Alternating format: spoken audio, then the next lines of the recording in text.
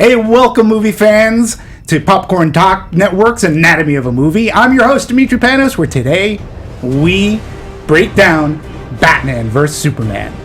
Welcome to Popcorn Talk, featuring movie discussion, news, and interviews. Popcorn Talk, we talk movies. And now, Anatomy of a Movie! That was awesome. Thank you, Zach, for announcing Anatomy of a Movie. What do you mean? That was Richard Wentworth. That was awesome, Richard Wentworth. I'm sorry about that. Well, welcome to Anatomy of a Movie, part of the Popcorn Talk Network. As I mentioned today, we're breaking down, put on your capes, so that we can talk about, in great length, Batman vs. Superman. We have a new person as a host today. He came in very last minute. We're going to say hello to Mike Kalinowski, who is no stranger to the Popcorn Talk Network. Or controversy with this movie. Or controversy. Well, which is good. Good. It's great. Hey, I love it. Part of DC movie news. Excellent. Hey, welcome. Thank you very much for having me, guys. I appreciate it. It's been a week. It's been a week. Yes, to say the least. And say hello to Jack of all trades, Zach Wilson. Zach of all trades. Zach of all trades. That's what's on my business card. It's not. Sorry. Hey guys, thanks for tuning in. I'm Zach Wilson. Tweet me at that Zach Wilson. I've got you guys in the live chat as well. Very curious to see what everyone thinks of this movie. I'm very excited to talk about it. Very excited. Yeah, I think this movie, it deserves discussion. I believe, and it causes this discussion. So you can tweet me at dmovies1701 or support me, please, at dmovies1701. Why don't we just get right into this? And we're going to talk about, we always open up with opinions. Mike, being that you're new and our guest here from DC Movie News. Well, I will say, I think I have to say this right off the bat, and people that know me know this. I love DC, and if I have a Sophie's Choice moment between Marvel and DC, I'm going to go DC. But I love all the films. When Valiant Comics starts making movies, I'll be in line to see an unchecked movie. So it's like, I love DC, so I am a bit biased, but I love all films. But I enjoyed it. I mean, first time I saw it, there were some things that really bothered me. Second time I saw it, those didn't bother me as much, and I went with a different crowd. And the third time I saw it, even more stuff that I picked up and didn't bother me. Some things bother me even more, though. Mm-hmm. But I'm a fan. I like where they're going. I think it was they made a couple stumbles there, but they've got some solid footing for the DCEU that they've set up, and I'm ready. I want an Affleck Batman movie now. They need to kind of greenlight that and just go with it right now. Yeah. And Wonder Woman, that was the thing with me. Wonder Woman, she was the movie I wasn't really getting ready for. Her movie was, but after seeing her and what they did, I was like, okay, this I can't wait for. So it set that up well. So I'm a fan. Cool. I'm a fan. Good. Yeah, I think that's what's interesting about this movie is from an audience perspective, every single person in that theater has taken some form of their own baggage in to this movie. So like you go in, because like I produce your show like in the booth like as an engineer every week for DC Movie News, and so I've heard all the news leading up to it. I'm fully aware of it, and I'm a comic book fan, just like you. Like, I like all this stuff. I tend to veer more Marvel, if I'm being just straight up, like, but more than DC. But that's just what I grew up reading. This movie, for me, was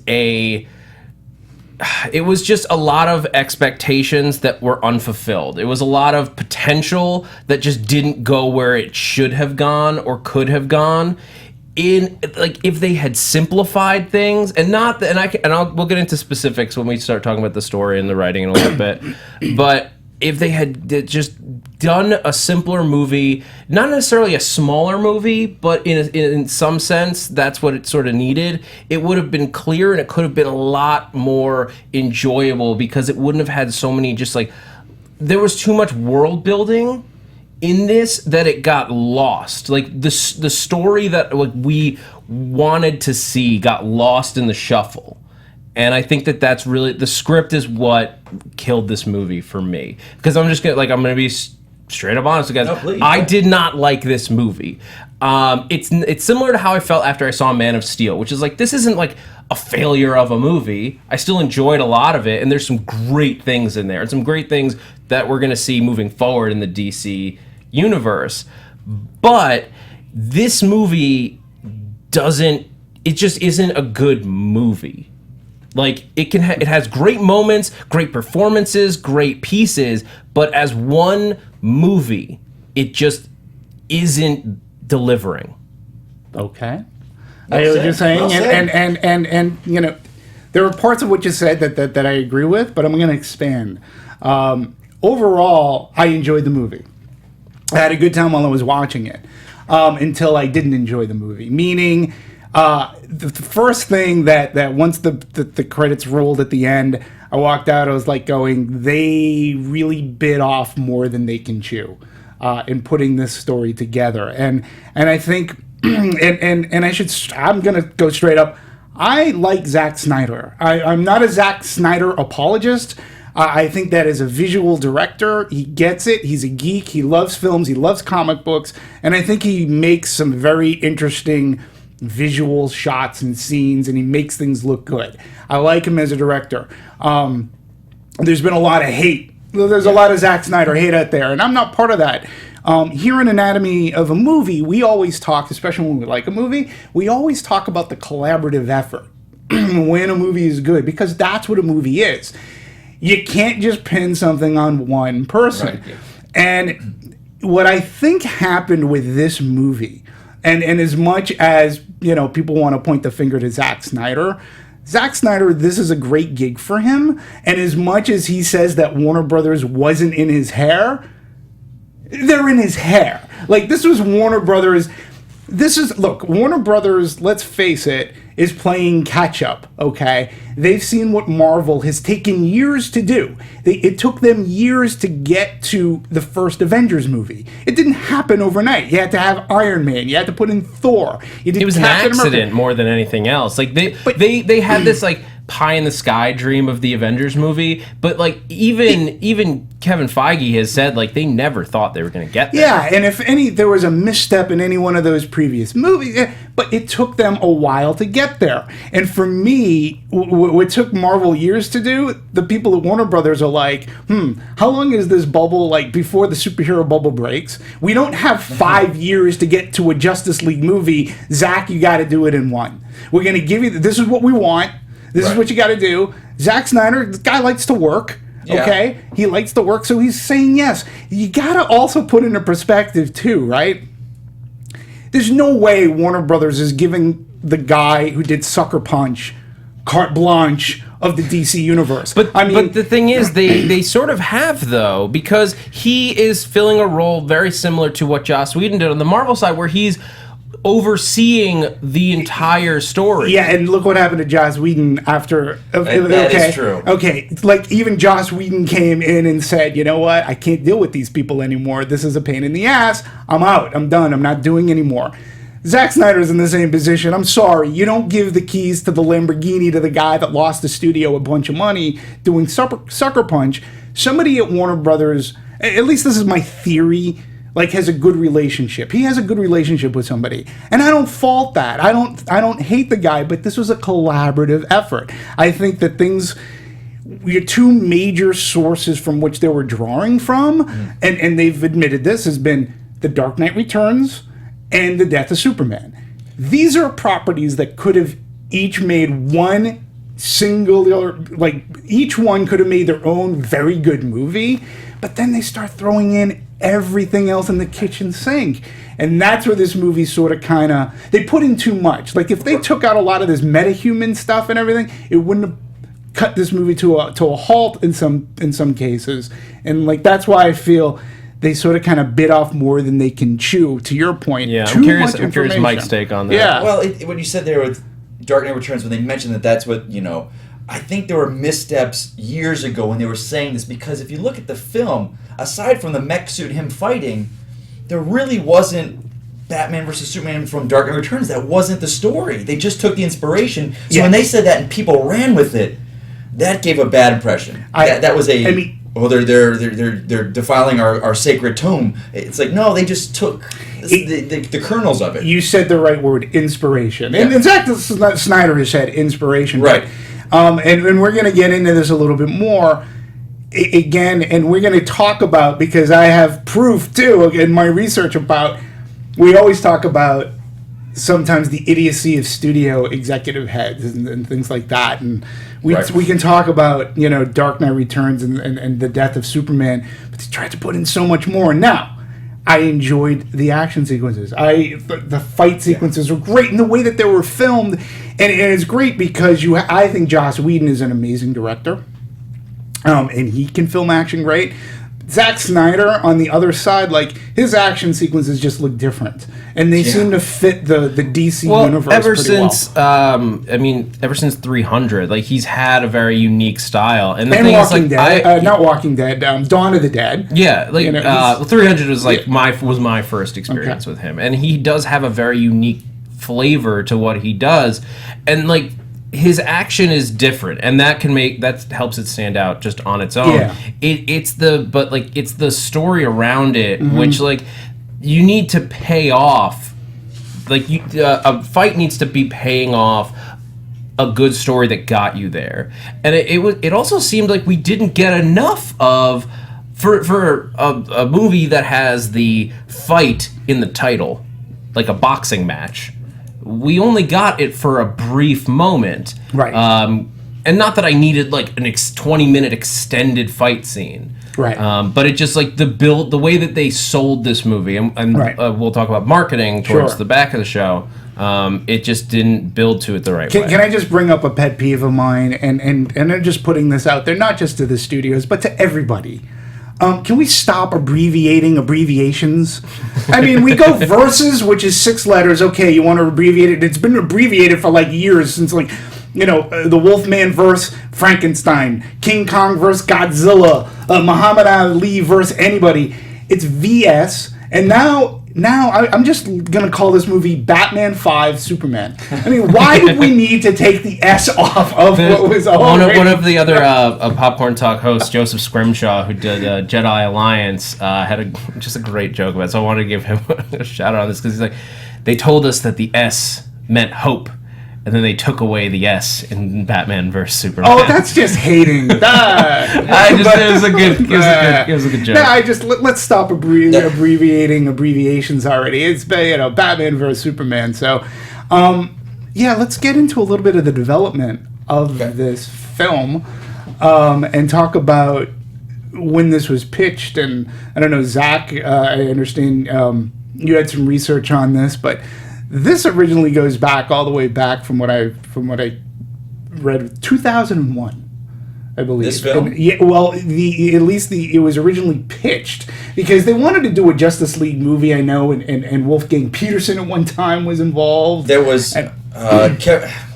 wrote Seven. Kevin Andrew Walker. Andrew Kevin Walker. Yes, wrote. Wasn't he the one that wrote the script? Yes. That's out there. People online are now saying that this was a animated movie. It's not. It was a live action film. This was when Josh Hartnett and Jude Law were attached as Batman and Superman. So it's been in production. If you've read that script, it's terrible. It's terrible. So I'm sorry, that's terrible. The Justice League Mortal that everyone was raving about with he did Mad Max. The director of Mad Max recently. Miller.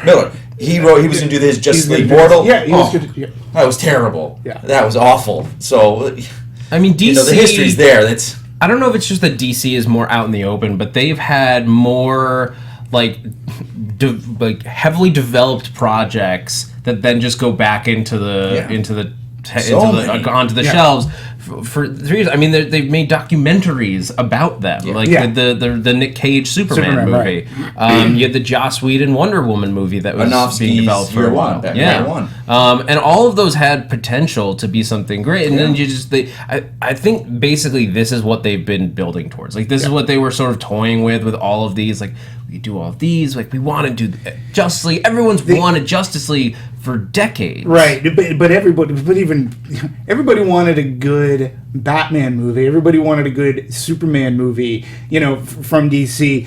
And it was only, again, when Iron Man comes out and surprises the hell out of everybody, and then, you do a Captain America and then a Thor, and I'm not sure if I have my chronological order correct as how those movies were released, but Marvel at least took the time to sort of kind of roadmap out. As much as, you think getting to the Avengers was an accident, I mean, you sort of kind of, you have to believe that they had a hope that They were going to put this together. They were planning that from the beginning. It was more of just like if we can pull it off, this is how we would do it. Yeah, this is how we would do it. But we don't think we're going to get there. DC, on the other hand, is very much saying like, okay, we are going to do this. Right. And where I think DC is like DC and Warner Brothers in particular is seeing the success of Marvel, going, guys, we have all this property. Like, what are we doing? And they don't have anybody who can shepherd the project. So I think the suits, like, are saying, well, this is what we need to do. We have to play catch up because we have, franchise. It's the F word. Every studio is looking franchise. Right. And they have a franchise made up of franchises. Right, exactly.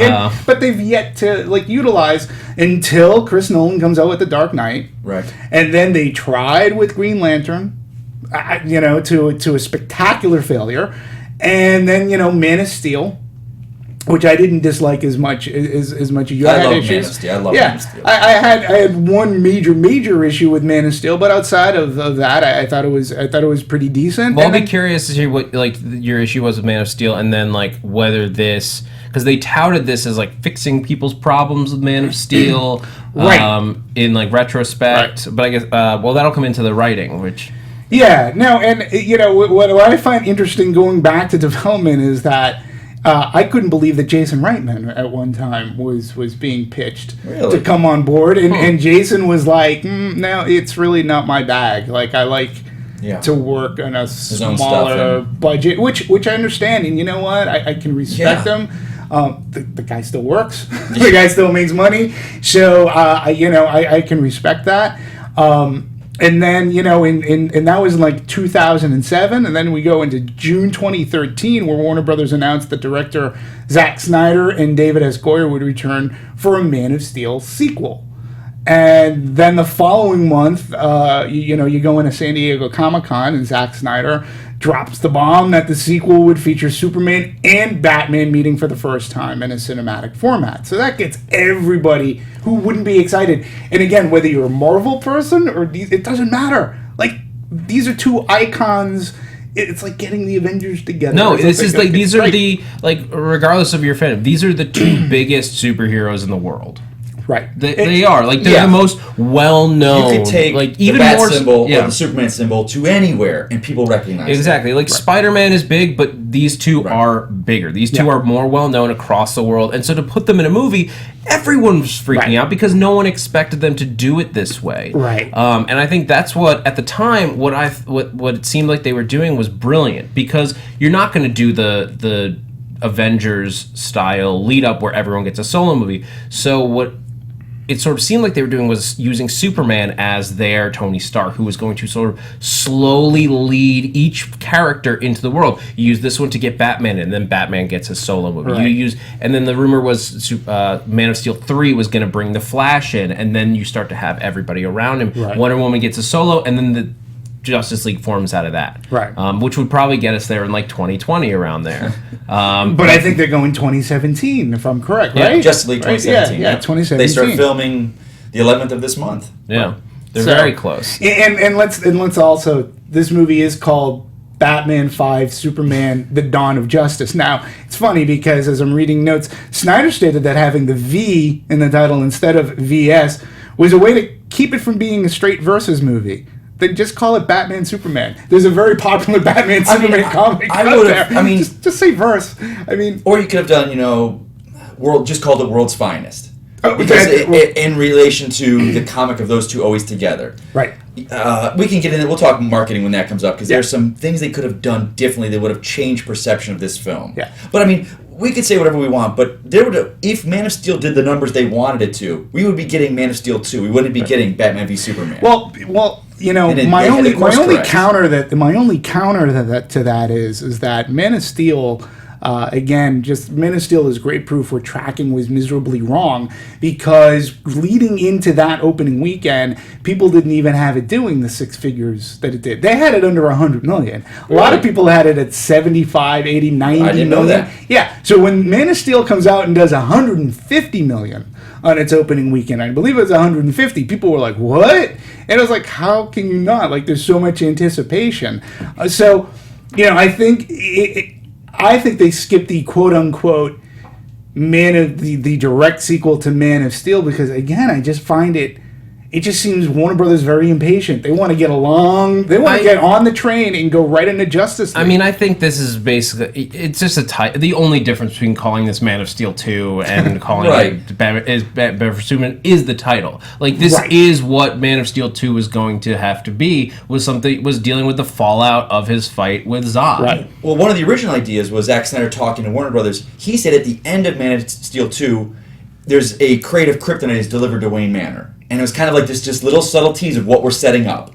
And then Warner Brothers, we talk about everyone in the hands, and they go, "Oh, you'd like to put Batman in this movie? Right. Okay." And then they changed course. So the Colonel, it wasn't Zack going, "Hey, I want Batman. I gotta have Batman." Right. It's you, as we say, the many cooks that are going, I think, and there were many cooks going into this dawn of justice. And then when we talk about marketing in San Diego and Comic-Con and all that fun stuff, going into then, like, when you're sitting down and writing, you're right. I think, like, they get an Academy Award winning writer is the guy that wrote Argo.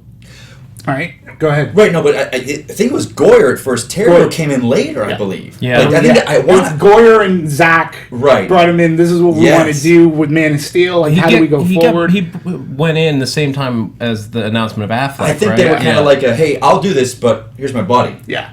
He's going to help write this. And that was when I wasn't sure because of my feelings about Man of Steel. I was like uneasy, but I was totally willing to give them the benefit of the doubt on this movie. And when they brought him in, I really liked the Affleck casting, and I still do after the movie, even more so. I was going to ask you that because there was so much negativity when he was never understood it. Same here. I thought Ben Affleck was a perfect choice. I'll get a lot of crap for this, but I've liked him. I liked him in Daredevil. There's things he does in Daredevil that I liked. I've liked him for 15 years now, since Good Will Hunting. I've never seen the hate for him. We were talking about him last night with some friends about Dazed and Confused. And the best stuff with Affleck is, especially he's playing an older Wayne, is that you not only bring your personal experience. He's older. He's kind of bitter about, a little bit jaded with what he went through with Hollywood. So he's going back into this role where, hey, I did this before. You guys want me here again? All right. So he's got that, and it just adds flavor to the character. Yeah.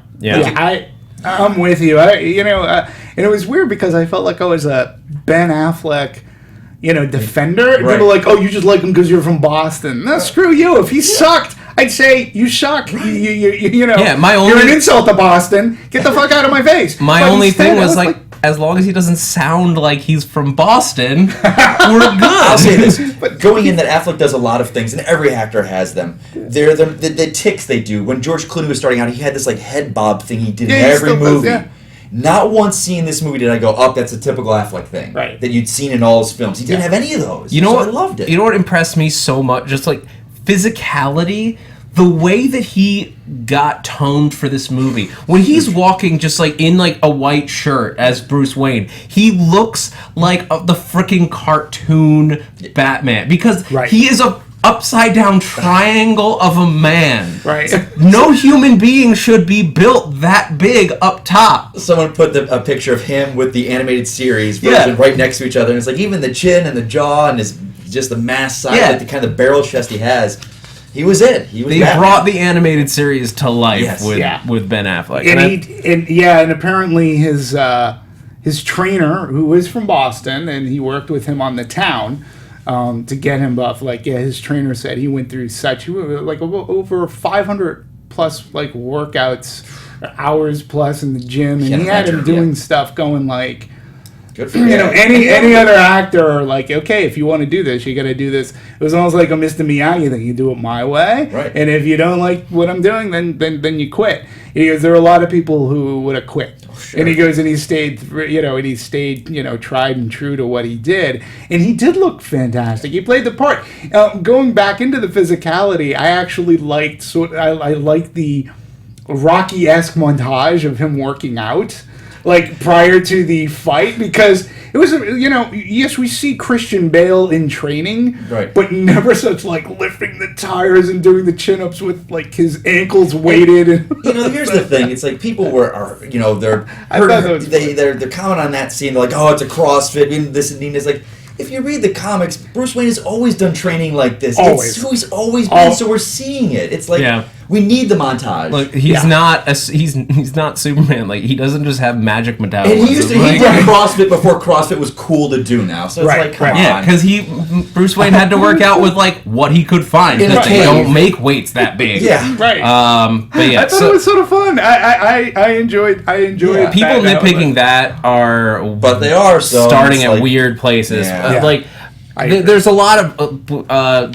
Can we talk about the plot? I was actually gonna go right into writing, which will bring us into the plot. So, according to Sneider, the film would take inspiration from the comic The Dark Knight Returns, and he goes on. I'm very surprised that they're not using, because he goes on about how the movie is a reversal of the ending of The Dark Knight Returns, and I'm like, no, the ending's sort of kind of like the death of Superman, when he's fighting. I think I understand what he means. I get what he's saying, but you can't discount. I mean, it's obviously the death of Superman once you bring in Doomsday. Right. Yeah. And if you're a fan of these comics, that's the other thing, too. I was wondering, to us here, I don't think it was like you, Zach. In fact, you and I had a conversation about 2 weeks ago. We were having lunch, and we were talking about this going, we sort of kind of know how this is going to... If it's Batman versus Superman... It's Batman. Like, that it's going to end up with a little green gem somewhere going, aha, and, it wasn't a big surprise to me as to how, especially knowing what they're taking from, how certain things were going to play out.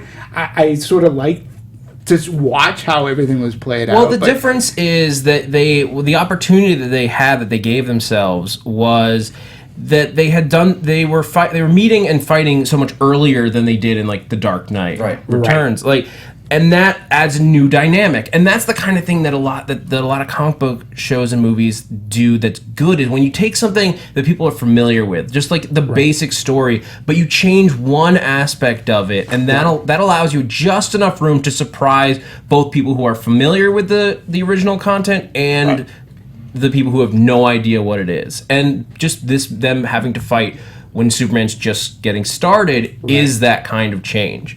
Where I thought it sort of went off the rails there is that they started complicating things. They started putting in stuff like with Lex and his plan to where he's kidnapping. Let me start there, because it was my biggest issue with the movie. Is what I thought we were going to get in this was a story about Batman having a fundamental problem with Superman's existence, and Superman having a fundamental problem with Batman's existence and his methods. And they started going there. But then they removed that aspect from their conflict immediately, like right before the fight. They took all of that out of it when they introduced Lex and him kidnapping Martha Kent. Right. Because you made the fight about a misunderstanding at that point. It became about the fact that Superman didn't fly in and say, Lex Luthor has my mom kidnapped. He wants me to kill you, or he's going to kill her. Right. We need to work together. Right. Instead, and I get that Batman jumped him and all that, but he wasn't having any of it. Yeah, you're going to talk to me? I don't think so. I agree with that. I agree, because that's the way Batman is, though. He sonared that thing right away, and people are saying, "Oh, Batman was a jerk. He was selfish." It's like, that's Batman. That's Batman. He's not going to give you a quarter to go, oh, you want to talk? Let's talk. Yeah. He's like, no, sonic cannon. Guns. You're an alien. I saw you kill. I 100% agree. Can we at least agree that the opening of this movie set everything up amazing? Yes, it did. I mean, the opening of this movie, and again, I'm going to point to Zack Snyder's directing and how it was put together. I remember that after the first 10-15 minutes, I was like, well played. Okay, I get it. And you're right. It sets up I'm seeing this guy, and that's Batman's thinking. If And even that's- for a 1% chance. And that's perfect. And I loved this sequence because I love when you get a new perspective on something that you've already seen. I think it's a fascinating way to look at, especially something like superhero fights. Yeah. And this, honestly, this was the most emotional part of the movie for me because when, like, maybe it's just, and like part of it is just, again, what I brought to the movie is like, I'm from New York. I grew up in New York. I was 10 miles away on 9/11, and this just evoked so much of that imagery for me that I have a personal connection to, that seeing him rush into the fray like that, I started to get like I was in. I'm in. I'm with you guys. Like, let's see where we go from here. Everything about that sequence I thought was perfect. Yeah. And it set up this massive mistrust. Right. I agree. I think Sneider did a great job with that. I think, for me personally, someone that has seen the Batman origin done a million times, they gave a fresh take on it. It was, for the first time, and normally we see Joe Chill comes up with the gun and Thomas is like protecting Martha, protecting Bruce. He balled up his fist and charged him. Oh, He's I hated that. He charged him, and then he gets shot. What does Martha do? Not protect Bruce. She goes in for the gun and is pushing the gun down. We've never seen that. And it also harkens back to the writing where they say later, when Bruce is talking to Alfred, he go, "What were the Waynes?" And he goes, "We were hunters." Right. That sets up him, and it also sets up, maybe this will never happen, but Thomas Wayne to be in the Flashpoint universe. Mm-hmm. That said, so there's so many layers to this. They added so many layers to this new take. And also, Bruce was powerless. He sees this happening, and now it goes right into the Metropolis scene. Right. He's powerless again. Yeah. And he's like, this is not happening again. I'm taking charge now. I've seen this happen. Interesting. I disagree about the swing. Like, that's the thing. Why It's though? like Joe Cool shot first. He did. He went to shoot, but Thomas is not going to sit around. He's going to go and he's going to take care of it. That was just a joke. But here's my problem with it: is in the version where, like, Thomas Wayne is trying to be collected, trying to be calm and, like, just diffuse the situation. Right. What Bruce Wayne sees in that is that a good man, no matter how good and no matter how much he's just trying to keep this situation so nobody gets hurt, people will die anyway because there are bad people out there. And that emotion, that is what drives him to say somebody needs to protect people because even the best of us cannot be saved, cannot be protected. So I need to be out there protecting. But when he sees his dad take the swing at this guy, and as a result, he dies, and his mom dies too. Yes, that would make you angry, but the psychological lesson that an impressionable kid would take from that is when you swing, you get hurt. And I don't think that drives the character in the same way. But then that's what's great about this film, because at the end, him and Diana are sitting there at the funeral. It's like, I failed him. Not only that, he failed his father. He's like, I have to be better. Right. He realized this is a Batman that's different than we're used to. This is a Batman now going into Justice League going, my entire life I have done things wrong. I have not done the right way. Here I am 20 years later, and I haven't accomplished a damn thing. Right. I need to be better. Yeah, and he inspired him. And I want to talk about the ending too, because since we talked about the opening, but you brought up something that, again, I was wondering, how many times do we need to see Batman's? Yeah. Like, we know his parents get shot, and I got to be honest with you, I didn't, because here we are seeing it yet again. I was sort of kind of not paying attention because I knew it was going to happen. I was like, it's like, geez, like, can't we at least let's just get into the Batman story now. The one thing on your point before we get away from it that I want to just clarify, because this may actually color how I see stuff going forward. So the way you're describing it is that, so what we're saying is Batman up until now, even though we're getting an older Bruce Wayne at this point, so he's further in his career, is not the Batman as we know him. The guns rules. And so in theory, I guess from here we would see him start to take on those rules in the future. Like he would start to say no guns, no kill from here on out. Is that what you're saying? Because he looks at it as like, let's put it in simple terms. He's a gardener that's tearing up weeds. And he's gotten to the point, it's like, there's always going to be weeds no matter what I do. Yeah. And now here comes a bigger weed. Yeah. See, and I failed. I can't do that. All right, I'll go out every night and I'll pull weeds, but I know tomorrow morning there's going to be more weeds there. I'll just keep doing it. This is going to be my life. This is, and like he says, and then he goes into this, when he goes to kill Superman, this will be my legacy. Right. And that fails. Yeah. And he just steps back and goes, I've done it all wrong. I failed. See, and I'm thinking, and I was, again, the way I was watching it, again, I was going back to the inspirations from Dark Knight Returns, because that Batman character has become so cynical and jaded that, like, he quit. He just, like, I can't do this. Like, the weeds, he's like, they're going to keep on coming up. So when he decides to get back into the game, he decides, I'm going to do this differently, and I'm not going to. And he goes in much more cynically. Yeah. And I was looking at Ben Affleck's Batman in Bruce Wayne as much more of a cynic in his view of the world. And I did appreciate at the end when he says, I failed him. Yeah. And, you know, it was very interesting. And I don't know if I'm the only one, right? I mean, I read comic books and everything, and I felt sort of kind of stupid. And Martha. I was like, oh, we'll get to that. Yeah, I see. I had that revelation a few years ago, and I just was like, it was like a fun trivia, like, ha, that's funny. See, and I was like, oh yeah. But I think there could have been a little bit more as to Martha for Bruce Wayne Batman to 100% turn around. But I was like going, of all my years, I just never put two and two. But I liked how they used it in this movie for Batman to go, oh wait, you know what?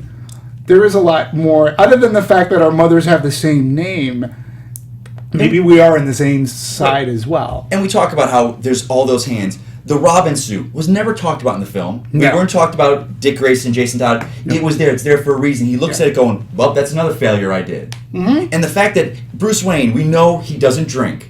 Right. In the comics, and what we know, he always has a thing of ginger ale. Right. When he meets women, meets them, he's like, oh, I gotta go, see you later. In this film, he's drinking, he's got a table full of painkillers. There's a chick next to him, so that means he didn't go out that night as Batman. Yeah. Batman always goes out every night, and he didn't. But the Christopher Nolan Batman, he had chicks with him like all the time. Right, but we don't know. Only when he needed to cover his tracks. But this is Batman was like, you know what, I'm gonna enjoy life. I'll sleep with this girl, I'll drink.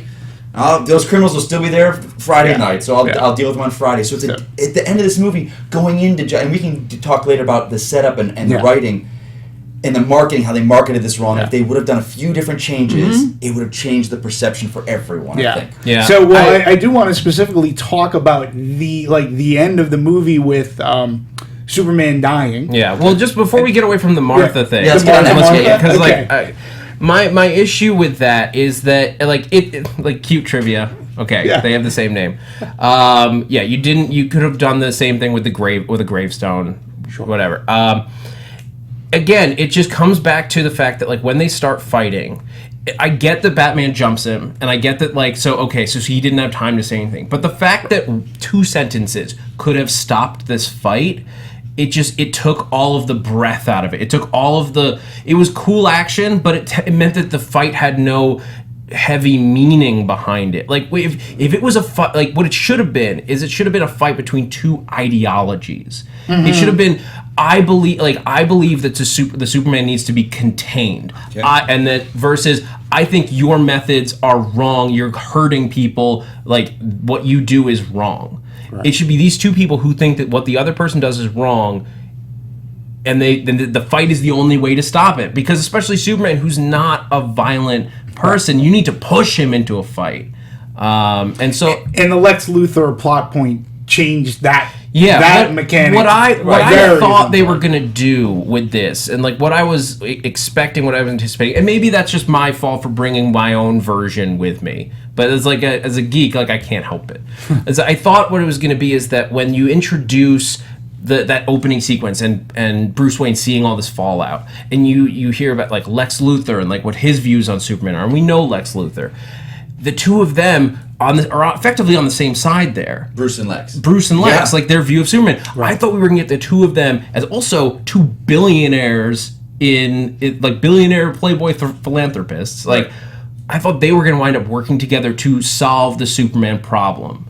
I was kind of surprised Lex didn't think to bring Bruce Wayne in on this. I think he tried, but I think Bruce Wayne is a much more savvy. He knew Bruce that Wayne, he's like, I'm not dealing with this. He was there at his party. He's like, I'm going to leach this thing and get it. He's like, Lex is bad. Yeah, but I would have liked to see the more cunning Lex like playing on Bruce Wayne's thing, and then when they use Batman, like whether Lex knows about him or not, they use Batman to drive out Superman after they've developed whatever kryptonite technology, and then it's only when we get to this fight, and it's like this is a stop Superman fight, or from Superman's perspective, these people are trying to kill me fight, that Lex turns and unleashes Doomsday on us, and it breaks, and then it becomes, Lex is actually the bad guy here, and he's been driving this whole thing. I'm not sold on him as Lex in this film. But Jesse Eisenberg? Right. There's things, it's almost a switch that happens in him halfway through the movie. He becomes a different character. Yeah. But I mean, he's the Joker as Lex. Or he's like the son of Lex? We're going to need to talk about that because I'm a little confused. But what I found the second viewing is he is the master manipulator. Oh, absolutely. He is thinking 5 steps ahead. And I know people hate this, and I dubbed it the Lex Files, his computer. But it shows that in the comic book world Batman would have been the one that had all those files and everyone. He would have been watching. No, he does in the comic books. But he has no clue. But Lex had them. Yeah. And he's just like, I'm not the smartest guy in the room anymore. Yeah. He is. And Lex had plans to discredit Superman. That didn't work. Okay, well, I'm going to get this guy over there, the man, to kill this god. Oh, that's not going to work. I got backup plan. I got Doomsday. He's thinking 5 steps ahead. And what's interesting is because last night I had this conversation about Lex Luthor, Jesse Eisenberg, and I'm like going, no, if you read the books, his Lex's hatred for Superman runs so deep, it makes him maniacal. Yes. It makes him crazy. He goes crazy. He's the kid that was always bullied. Right. And finally, he's not the bully anymore. He's rich, he's successful. Yeah. Well, here comes another guy that's a bully. Yeah. That he can't beat. He's like, I'm not going to be bullied. What it comes down to that. It's the bully. And that's why, I feel like I should this colors like all of my opinions on this movie. Like Lex Luthor is my favorite character in any Superman story. Basically, it's just because Superman is just is this infinitely powerful person. So for me, the only way a Superman story is interesting is when you give him a true foil, and that foil isn't beyond not just power wise, but somebody intellectual, because Lex Luthor is as smart as Superman is strong. Yes. And the fact that they disagree fundamentally on Superman's just existence in the world and how it should be makes it interesting. It's why the Luthor graphic novel is such a fascinating read, and why Superman Red Son, the Lex Luthor quote unquote good guy in that is fascinating because it presents it in a new light. Yeah, and I at least appreciated the fact that they made Lex different from from Hackman, from Kevin Spacey. They gave it a different plot. Some people have been annoyed by Jesse Eisenberg, and we're going to get into casting, but I do want to bring it back because I wanted to talk about the end because there's been some controversy about killing off Superman, and I personally didn't have a problem because if you're going from the death of Superman, it plays out very much beat for beat as to how Superman dies. But Zack Sneider had something very interesting to say about it. His response to killing off Superman at the end of this movie is, I wanted Batman to be the person who sets up the Justice League, and if you have Superman there, you sort of kind of have to hand those reins. He's Superman. He's gonna pull the team, but with Superman now questionably out of the picture. Now it's Batman who can try to do the right thing. Right. And, we know that Superman's coming back. I'll say this. There's 2 points. One, seeing Diana and Bruce in this movie together, the fact that the two of them are going to be traveling the world, getting this team together is phenomenal. Oh, yeah. It gives me the giggles. It's exciting. People that are saying, well, this is not this. Superman's the leader of the Justice League. If you read the comics, Superman and Batman were not the heads of the Justice League. It was Flash, Green Lantern, Martian Manhunter, Black Canary, and Aquaman. Those five formed the Justice League and invited Superman and Batman, and they were like, no, we don't want to be a part of this. Right. So to say that this is, DC's doing this and it's wrong, it's not. It's their own take. But you would agree, though, that through the years, it sort of kind of evolved into the the Justice League Holy Trinity has been for I don't know, over 10 years, for a little while now, Batman, Wonder Woman, Superman, their threesome. Yeah, right? I also disagree on a fundamental level that you couldn't do this with Bruce Wayne leading this charge with Superman still there. I'm sorry, I'm going to make a Marvel a comparison, but when the Avengers, very similarly, Captain America was not an Avenger, right? And when it started, but it was after he got brought in, Tony Stark realized that he should be Steve Rogers should be the one leading this team. Right. He wasn't a founding member, but he is the right person to lead this team. And I think that Clark Kent or Superman, however, he is absolutely a good enough person and a humble enough person to say Bruce Wayne is a better person to recruit this, to lead this team, to see it. Right. And there's no reason he couldn't be other arguments to the death aside, there's no reason he couldn't be there. Well, but again, I sort of I'll take Zach's side on this because he's I wanted Bruce to build the Justice League. I felt like with Superman around, it's a different conversation when you create the Justice League. And I get what he's saying, Superman being the boy scout, okay, Superman, but with Bruce doing this, he's it's me and Superman, we want to make a Justice League. Other heroes would be okay, yeah, I'll join. I just feel with Bruce Wayne going out and having to find these 7 samurai by himself, he finds it to be a lot more interesting of a premise, and I don't disagree. I sort of because nobody knows Bruce Wayne. Yeah, and the fact that he's an older Batman. Yeah. He is much older than Superman in this film, a good 10 years older. And it just adds a different dynamic, but also it could set up at the end of Justice League 2 whatever, where Batman goes, you know what? You take over. You're the man for this, not me. Your ideology that you lead, you're a team leader. They listen to you. They don't listen to me. I'm an outsider. And he steps back. Yeah. We don't know. That could happen, yes. It could. If not, no, but it sets it up. And the storytelling, that's what's exciting. Yeah, I agree with you. Now, going a little bit more into the technical side of things about the ending, too. Charles Rubin, I believe, is one of the producers. He said so we're in the coffin, we see the dirt gets thrown in the coffin, and then it sort of kind of wriggles and rises for a frame. Yes. Apparently, they spent hours discussing what frame, to stop it what on. frame to stop it on. They were going on, vibrate, levitate, suggesting that the character's death doesn't mean his story is over. And he goes, this moment, he goes, we discussed in the editing room and many questions were raised. He goes, the thing that we spent a really, really long time talking about was the very last beat of the movie, the dirt. And I can't tell you how much discussion there was about, do we see the dirt rise up? Do we see the dirt rise up? How much do we see of the dirt rise up? How many milliseconds a frame? And that to me is because how do you sell that moment? You don't show his hand popping out of the coffin. You don't do it's that. Not the Carrie moment, right? So how do you sell it? I sell it to me it comes off as the Age of Ultron, where Captain America goes Avengers, and right. Just before he says it cuts to black, and this is it rises up. We know that we got the point across. He's coming back. He's coming back. Soups is not dead. Right. And which is interesting to me because it gives them the great thing about the way this movie ends. If Warner Brothers is going to listen to fans or reaction or whatever, it set it up and what they're doing perfectly. Whereas with the Marvel films, Age of Ultron didn't do as well as everyone wanted. They're still stuck on that path they're going on. Yeah. With DC, Suicide Squad, that movie does not impact Man of Steel at all, or Batman vs Superman. Wonder Woman, if you didn't like this film, Wonder Woman's a completely different film, same universe, so Aquaman is a separate film, so they're not stuck on this. It's all connected. We're all moving forward, straight line. Batman versus Justice League, now they're toying with this, and now when Superman comes back, can it be a Gandalf the White type thing, where when he comes back, his personality is completely changed? Right. And that's how we get into that sort of Injustice-esque, or do we get into the hopeful sideways thing? Or do we get into the hopeful Superman, the good, less dark, broody Superman, because Cavill can come back and they can make that character however they want. I will say that it is always good, when you have an issue, you can't just snap back and be doing something else. So that way of going and not rebooting, but hitting the refresh button.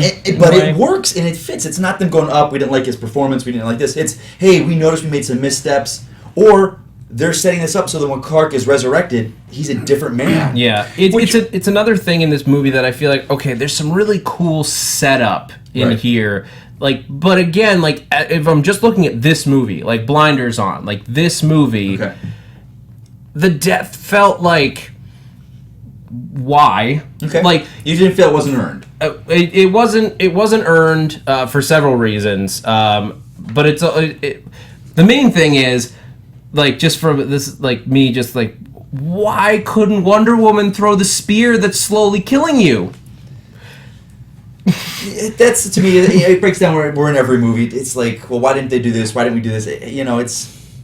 And like, but like, I would call it out on any other movie, be it Marvel, be it an Oscar-nominated film. Like, if I can see a way out of like a situation that kills your title character, you need to go back and rewrite it. Right. So that, like, if you're gonna do that, it makes sense. Like, if maybe Wonder Woman and Batman have been knocked out of the fight briefly, and so there isn't a choice. My moment for you is, well, just say that.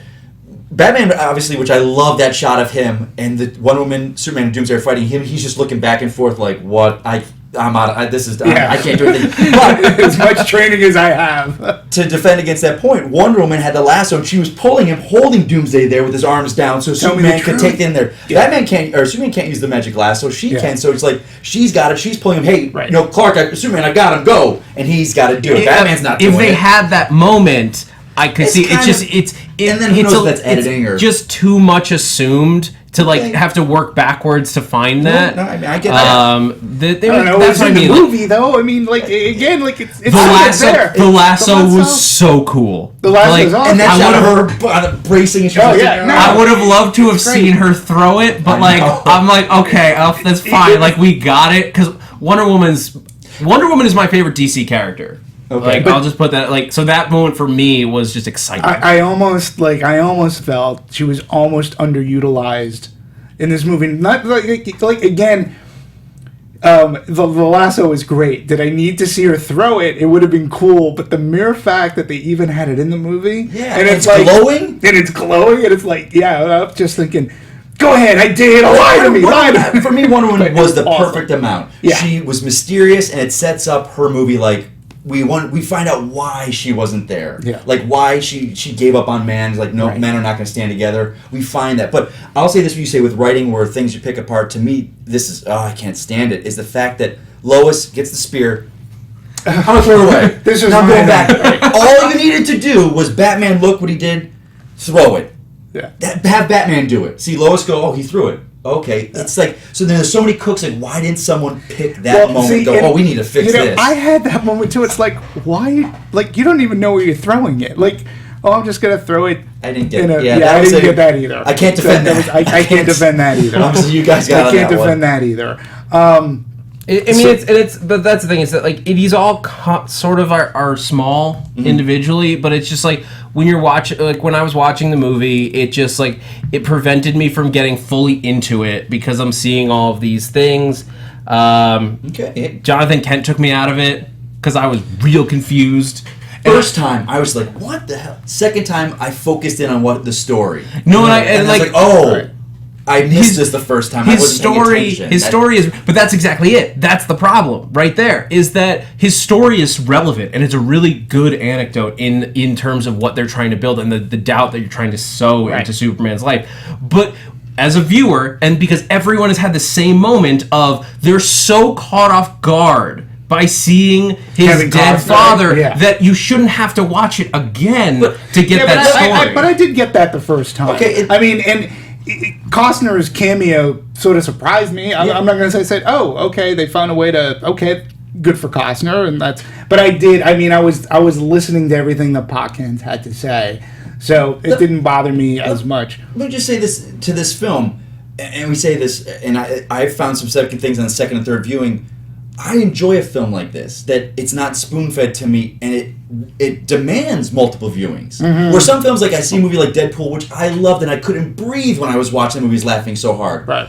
I didn't see it a second time. I'm not going to buy it on Blu-ray because I saw it all. Yeah. A film like this, and you see, like, and their opinions are their opinions, but when I heard that Kevin Smith did not like this film, I was like, he's a rah-rah fanboy. But then he went back a second time and he found the heart of it. Harry Knowles on Ain't It Cool, who people love or hate, whatever, hated it the first time. Second time, he's like, I fell in love with it. It's like these second, third viewings where you're going, oh, and maybe that's what Zack Snyder and the team was. Like, we want this film to be talked about. Yeah, but here's my... And I agree to an extent with what you're saying, but you should... The goal should be... Like, I make a good film for the first viewing. Okay. I don't mind, like, I agree with you, because there are some times where I've seen a movie 7 times or whatever, right. And there are times that, like a bottle of wine, with each, as it ages with each viewing, I'll pick out certain things, and I'll go back and see this, Batman 5 Superman. I'll see it again, especially after this conversation, because there have been points that you guys have been making that I was like, okay, I want to go back and pick up on this. But I think a movie, you should put your effort for people. You can only assume that people are going to go see your movie once. We are fanboys here, but I do love a movie in which I can go back again and pick out certain things that I missed before. I even remember with J.J. Abrams' first Star Trek movie. Okay, in 2009.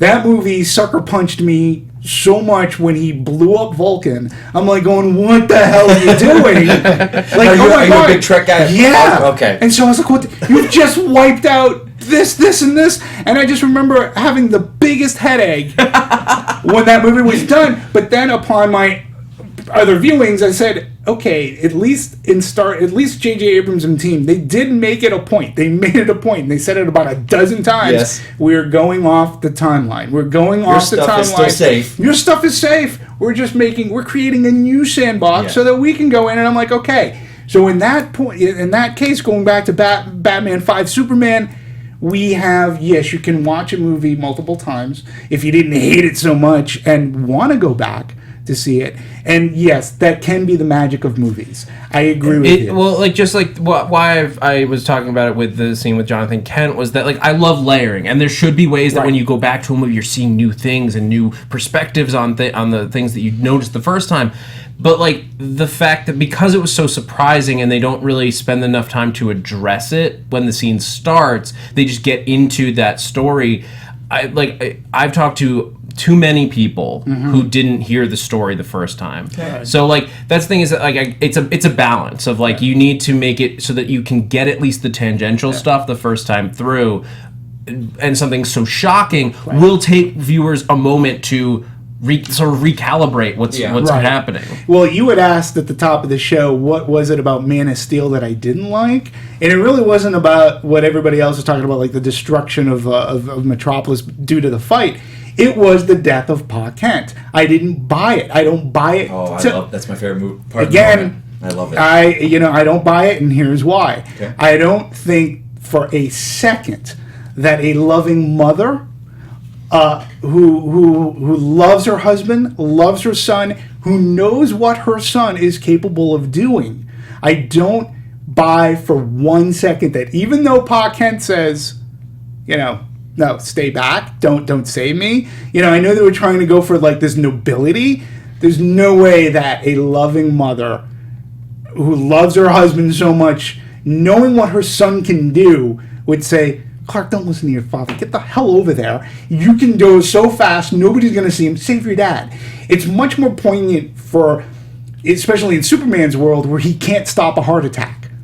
Like, when Pa Kent dies of a heart attack, that's something that Superman can't fix. But in this case, this is something Superman can easily fix with nobody seeing him, because he could be so fast. And then you have there's no way a mother would sacrifice her husband like that. That sets up the thing. Clark realized with the heart attack is like, well, people are going to die. Heart attack. There are going to be natural disasters. There's things I can do to do that. I will spend the rest of my life doing these things to save these people. If someone's dying of a heart attack, I don't buy Martha Kent. Like, I don't know there's no way Martha Kent was gonna, like, allow her husband to die right in front of her. Even if she said that, I don't think Clark would have done it. Yeah, I think he would have. No. Like, because he had a great love. I think she goes, Clark, I agree. I think basically all he needs, like, he's gonna listen, but all he needed was one of them to say, do it. Like, he needed the go-ahead from someone. Nobody said do it. Or does Martha believe in her husband and go, that's the way my husband and we raised this boy. boy. Not if you love your husband and you love your family and you know what your son is capable of doing, you have the means to save him. You're not going to say, Clark, don't save him. It harkens back to Laura and Jor-El, where Laura was like, no, we can save him, please. And she's like, Laura, no, we need to send him away. But there was no way they could have saved him. People are asking, is it so the heart attack is in the comic version of... It's in the comics, I believe. It's way back weird. when, It's like and sometimes Podkent's around, and it's like certain versions he is, and certain he's not. I think definitely in the... And definitely, it's in the Chris Reeves, Richard that's Donner. What we're going off. Heart attack. Yeah. So because there are different versions of it. But him sacrificing himself knowingly, and Ma Kent, but it I just don't buy that to his Kryptonian parents. They're both similar, going, no. But there was no way out of that. There was no way they could have saved him. But Laura was still saying, I know, but there was no way for. There was no way for Kal-El to survive the Krypton blowing up, where in this case you clearly had a means to save your dad. And no loving son is like he could do it. Like, we know he could do it. And Ma Kent knows that he could do it too. There's no, I just don't believe that a mother would say, oh, okay, yeah, listen to your son. Don't save him, even though we know you can. That was my biggest problem with Man of Steel. I found it very interesting, and it was in a sense jarring because I didn't know that was something that was kept secret. Did you know prior? That Kevin Costner was going to be? No, I had no clue. This? No clue. So it took me a second. I was like, and then I was like, where's he hiking? Right. But then I was like, wait, he's Superman. When he wants to go for peace and quiet, he's going to go to the Arctic. Sure, right. I started thinking, like, wait, but did they have a Fortress of Solitude in this continuity? Well, he's got the ship, but I don't remember. I thought the ship at Man of Steel, they used it to crash into the world engine. Yeah, like I saw. So I don't think he doesn't. That ship was somewhat the Fortress in Man of Steel, but I believe they used it to crash. They moved it. Yeah, so he does not have his place to go. Yeah. So. The before we get off of like cast and all that, like the two of the characters, like there's one issue that I had some problems, like, but I talked a lot with some of my female friends about, just to get their perspective, is the treatment of the female characters in this, because a lot of people that I talked to, and I wish that Marissa or Sarah were able to join us today, but a lot of people felt that this was this movie did not treat female characters properly. Really? I disagree. Because basically the way, and I really want to preface this, like, I'm trying not to. That's why I think it's unfortunate we unfortunately don't have a woman joining us in the studio. So I apologize if this comes off as like mansplaining in any way. But like Lois Lane in this movie was always still in her damsel of distress classic like mode. She gets saved by Superman constantly. Like, yes, she was strong in that. Like, I'm a journalist, not a woman. Like, that was fine. Like, that was good. But like, it didn't. She still was like looking outside for help. She didn't get herself. If she got herself out of that situation, then Superman came in like to save her. And she had saved herself. Like, that would have been different. But then, but again, though, my only counter to that is that we know now that Lex set up that situation knowing that Superman was going to come and save the day. But again, all that aside, but Lois Lane's character in this movie just didn't... She felt weak to me because she didn't seem to be... She was... Sure, she was diving into, situations head first, but, we didn't spend enough time with her to, get really her... She was just there as, Superman's girlfriend, Lois Lane. See, I disagree just because... This was the first time that I remember that we've seen Lois as a reporter. She was going for facts, and it sucks that there's this scene. I believe it's in the deleted scenes, and it's in the art books. There's a scene of her in an apartment, and there's all these Superman kills, and there's these models of Superman hanging almost Seven style of someone that was stalking Superman. So she's doing her reporting. She's harassing Swanback for information. So she was being a reporter. She was doing. She says to Clark, she's like, you do what you do, I'll do what I do. Yeah. You go save people, I'll save you. I'll do the reporting the truth. And that's her. She's a reporter. Yeah, I'll stand up for Margot Kidder's Lois Lane, especially in the first one. She was on reporting duties when various things doing, and she was reporting. And I love that. The guy's got her, and she just looks at her and she just goes, yep. She knows what's coming. She's like, I can't beat guys with guns. I mean, maybe I could elbow him, but she's like, I've got this guy. I'm just going to go. But she's brave, and she goes into this group of terrorists or whatever, and I think we saw her as this hard-nosed reporter. Yeah, and then, I don't.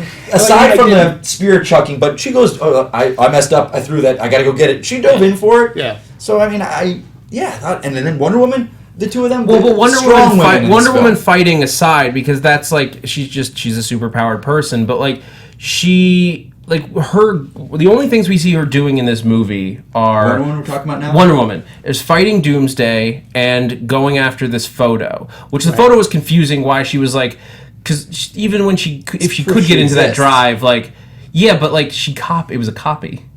Either Wonder Woman doesn't know how digital files work, maybe not. Maybe she's been gone from man's world for 100 years. But then she steals this thing, and then she needs Bruce Wayne to get it for her. And just like she didn't do enough in this movie to like other than fighting to like develop her character. That's why I felt that she was sort of kind of underutilized. Like she was just there for show, and that's exactly what danger you walk into. I agree, but because I was gonna say like it would have been again take out. Let's just for the sake of this our conversation, take Wonder Woman out of the picture. Take metahumans out of the picture. Right? You still have a movie. Like you could have taken her out, and you would just still had. You still would have had. You would have had a shorter movie. It would have been great. Wonder Woman was awesome to see, and it's great to see her on screen, and she shows up at the right time, and she kicks ass. And I'm not saying that I didn't enjoy watching Gal Gadot's performance as Wonder Woman. I thought she was beautifully stunning. Gal Gadot. And I thought she was fantastic. I think I got it. I think I'm closer. I'm working on it. Well, I think she was, I think she's great. But I was like thinking a lot like, had we taken this character and all that metahuman stuff out of this movie, we still would have had a good movie. But it also lends into why she's there. And she's been gone from man's world. She does not want to be there. So she's not going to make her presence known. She is in the shadows, slinking around. I get it. Like, I don't want to be a big presence here. I just want to get this thing and get out of here. Oh, who's this guy? And then when she comes to Bruce Wayne and she's like, doing this and she's fixing his tie, and she's like, men like you're nothing to me. Yeah. I will destroy you, but I'll play. You're cute, little rich boy. Go Bruce away. Wayne's like, you've never met a man like I me. enjoyed the banter. No, the banter was fine, but Demetri's point, like, she didn't drive the story forward because, like, if you the whole thing with with Lex's data, if you take her out, the only different, like, she takes away the data from Batman only to give it back, so it doesn't drive the story of this movie forward, and that's like between this the dream sequences / flash forwards, right? All of that, like, it didn't drive the story of this movie, which is Batman versus Superman. Right. It didn't drive that stuff forward, and that's sort of where they could have taken out 45 minutes of this movie, and not that those parts aren't good and so much fun to watch, but you could have told the same story without them. I want to throw this out on the table because there's a scene where Batman and Superman are finally going to quote unquote fight. Okay.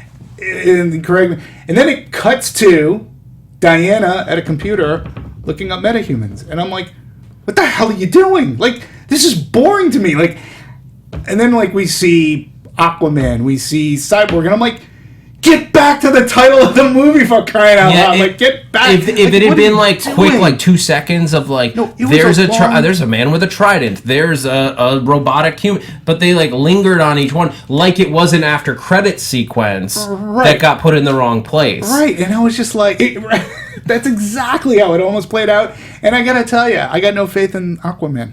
After watching this, I'm like going, yeah, I'm out. Well, as long as they don't linger on this shot, on Jason Momoa staring at you for like about 2 seconds too long. Yeah, it was. But he looked great. I will defend that. Like, I think Jason. When I heard Jason Momoa was cast, I got excited. I think it's. I wouldn't have thought of it, but I think it makes sense. It works. Yeah. All I know is that sequence so brought the movie to a screeching halt for no reason to me. I'm like, this is pace-wise, you're saying. Yeah, but there was no.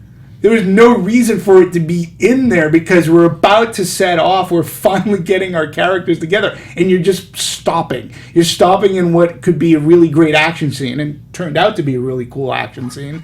But I'm like, I don't want to go back. Like, why are we stuck on Diana right now? I want to go back to the title. Swan Pride, who's joining us in the chat roll, Yeah. is putting an advertising block in the middle of the movie. Well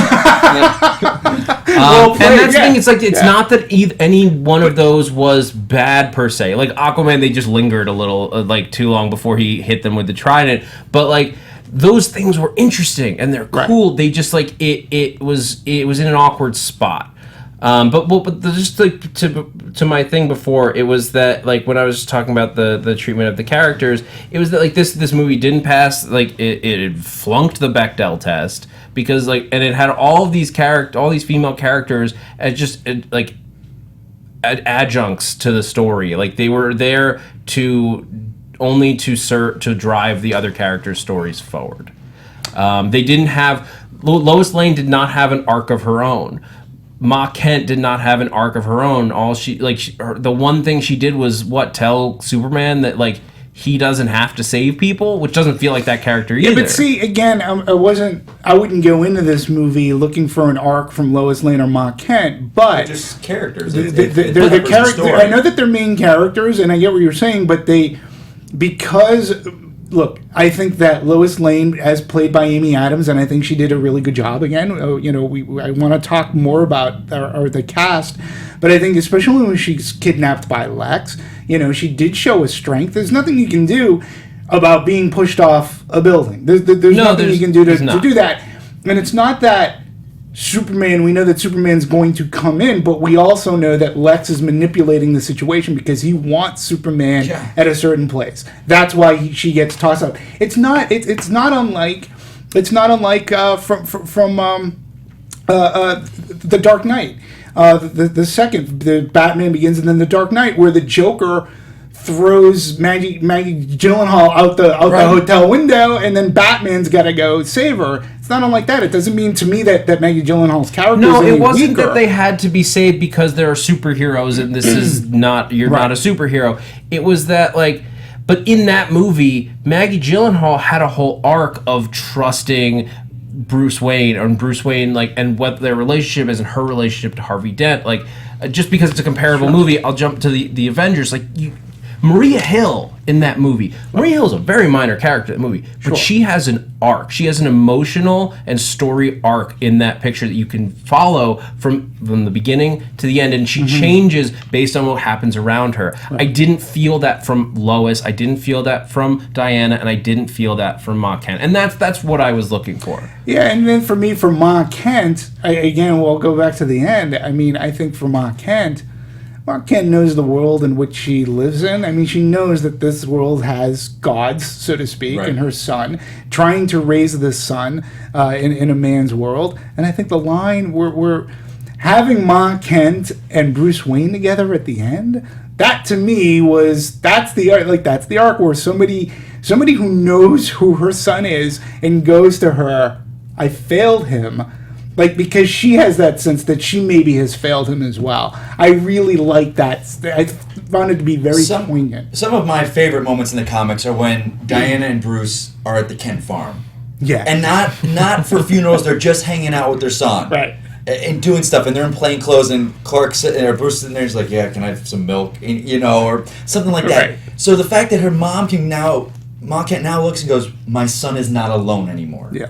Or he's he's gone, but at least there are others like him. Yeah. She sees that, okay, he made a sacrifice, and these people, he has a whole new world now. It's like, it's this story that, your mom always wants their son to be loved. Right. And this mom saw her son loved by no one. Right. Everyone hating on him. I mean, what does that do to a mother when they're constantly belittling their son, and now see these people that she doesn't know? And I'm sorry, it's one of my favorite lines, like, I'm a friend of your son's. I'm a friend of your son. And people hate on that. Well, who loved that? Paul Dini. Loved that line, who has written some of the greatest dialogue that these characters have ever spoken, and that's his favorite line in the film. So that says something. Yeah. And people are like, oh, they're not friends. Did that bother you? Not really. It's like, that's a man telling his mother's like, I'm a friend of your son's, and she's like, she knows I can trust this man. Right. I liked the cape joke Not too. I'm Batman. That made me laugh. I really liked her line about the cape. Yeah. And it's not that I didn't that one didn't bother me so much.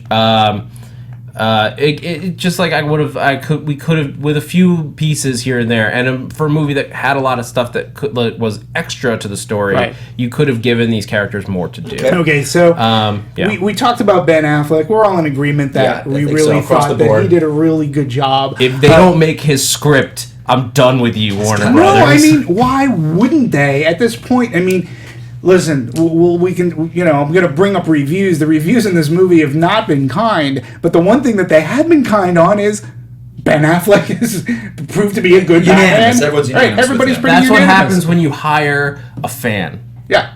And but I have a funny Ben Affleck story because he actually went to Christian Bale and goes, you have any advice for me, like playing this thing? And Bale told him, yeah, make sure you can piss in that suit. So that to me is like the best thing, but it's like Bale saying, have at it, good luck. Just make sure that you're able to go to the bathroom in that suit. And I think Ben Affleck had very big shoes to fill. I think Zack Sneider has big shoes to fill as well, because in a sense now we're getting a reimagined Batman again, sort of kind of shortly after what Chris Nolan has done.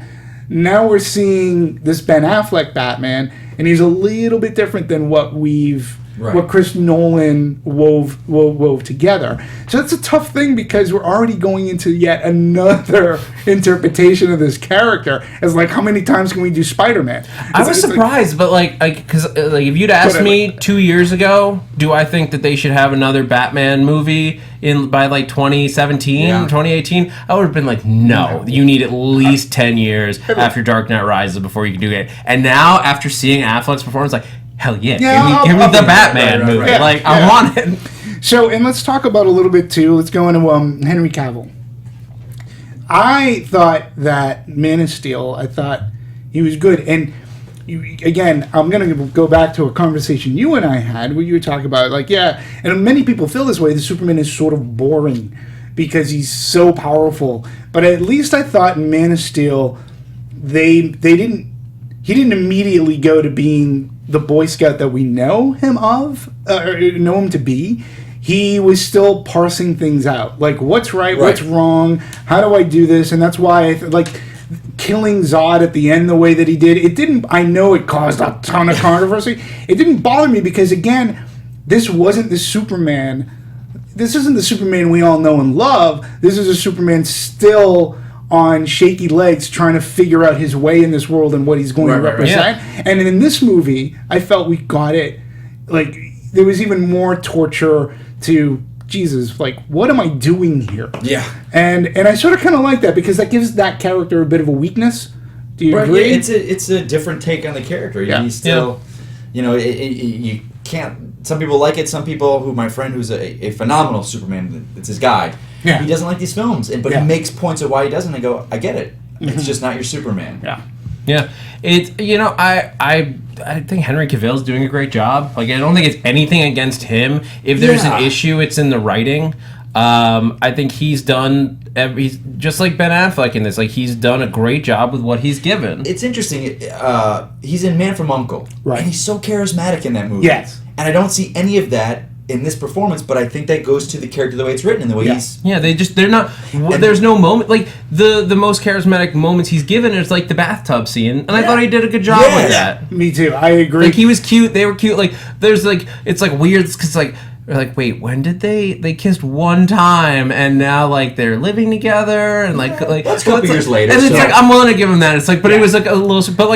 But they were both good in it. The casting in this movie, I think, in 99% of the roles is spot on. Yeah. I even kind of like Jesse Eisenberg. Again, it's just the way that he was direct.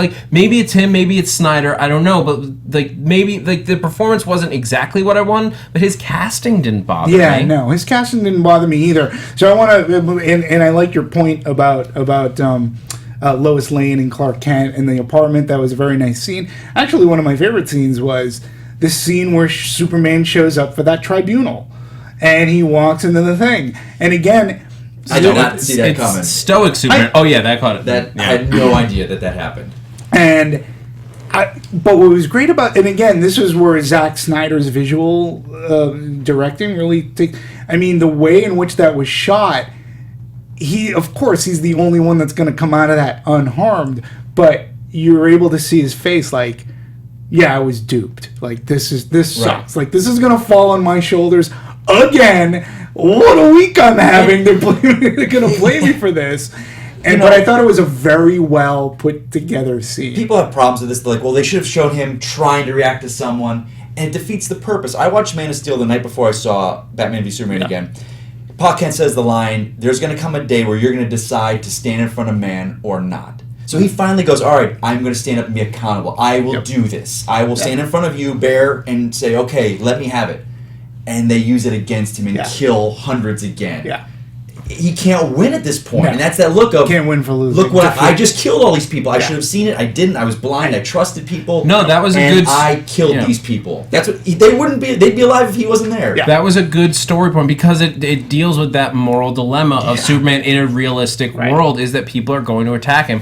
I do agree, though, that, like, him standing there stoically, even if everyone, like, in that room was incinerated, like... That building's very crowded. There have to be other people on the periphery of the explosion. That's cinematic, I think. It is cinematic, but it's just him standing there being stoic when with fire around him. It just felt weird. To me, it just showed his weakness. Like he just knew he was so defeated at that point. This just hit me. It's a classic of Kingdom Come moment. Right. Where they drop the bomb, there he is standing, smoke burning off of him, all the ashes and the cinder of the people's skeletons around him. That's kind of Snyder's moment. Sort of, kind of. That's what he's doing. He's like, Superman's unharmed, everyone's dead. Yep. Look at me, I'm screwed. So I want to move before we move off casting, because we talked Diane Lane, we don't need to. I mean, Lawrence Fishburne is great as Perry White, but the one, Holly Hunter, it was nice to see her on the big screen again. Yep. I really enjoyed her. All right, but the one thing, and I always find this character to be the linchpin of any Batman movie, is Alfred. So Jeremy Irons is Alfred. What were your thoughts on him taking over the role? He was good. I mean, like Michael Caine, I think might be better in my book, but not because of like anything Jeremy Irons did wrong. They did it a different way, and it worked just as well. Yeah, for me. I mean, Mike, what do you think? Yeah, I loved him. He was snarky. He was, of course, he's kind of sassing back to him, but he was also the machine smith, and he was building and testing the voice box for him, and. He's keeping him going. He's not going to say, I'm going to stop. He knows, like, this is your life. Yeah, he's like... All right, I'll always be there to patch you up. This is veteran Alfred. Like, he's just like... He's like, I disagree, but we're going to do it your way. On DC about this. Where in a different setting, if he was a little younger, you could see Jeremy Irons being Batman. You could see him he's in shape, you could have seen 10, 15 years ago him putting on the suit, know? And I love that there have been times in the comics where Alfred kind of takes over as Batman to just stand there and be the cloak. Sure, yeah, absolutely. So you could see this Alfred doing that. Yeah. That could lead to a good moment if they need Bruce Wayne to be next to Batman. And he would do it, and I think it's great. I love it. So I want to talk about let's move on. So we hit casting. I want to talk a little bit about production, and I want to talk about something that's very important in any one of these movies. Costuming. There can always be, people love it, people hate it. There can always be controversy, just ask Joel Schumacher. Right. What did we think of the Batman's iterations of his suit? I mean... You can't fault it. You can't talk bad about it, and no one has. No. I think from the beginning that the shots... there were certain angles where he did look a little weird, a little puffy. Maybe that's what people were saying. This is a couple years ago. But seeing it in action, it flowed, it moved. Yeah.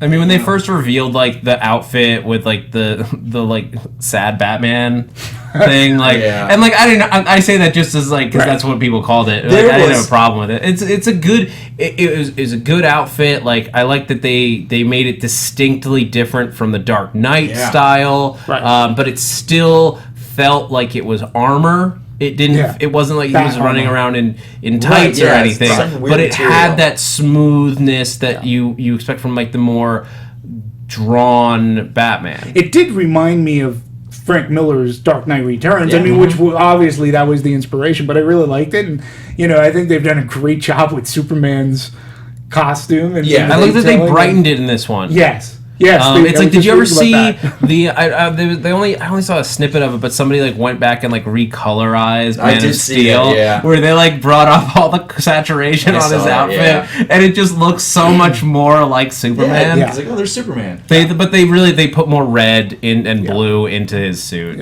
Which is interesting too, because Zack Snyder was going back. He used Larry Fong was his cinematographer, and he used him in 300, Watchmen, and Sucker Punch. Those movies have a definite gray about them. This movie definitely has that gray about it, but I really felt that watching this movie, and I saw it in a Cinemark XD.